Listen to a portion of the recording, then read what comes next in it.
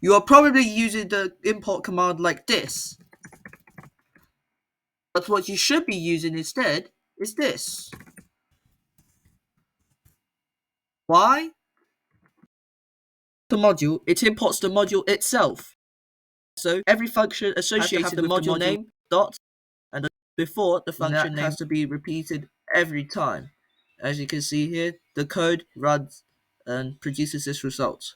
However, if you change this from turtle import all, you don't need to put the turtle dot after every command associated with turtle.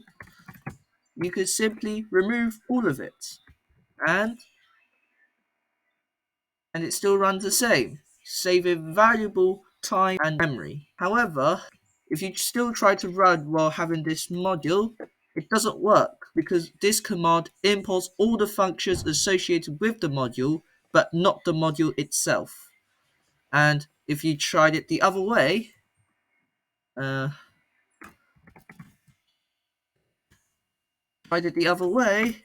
it also doesn't work because the module is imported and not its individual functions. This is basically why you should be using from turtle import all instead of import module. Now check out 5 big mistakes you're probably making with your code now.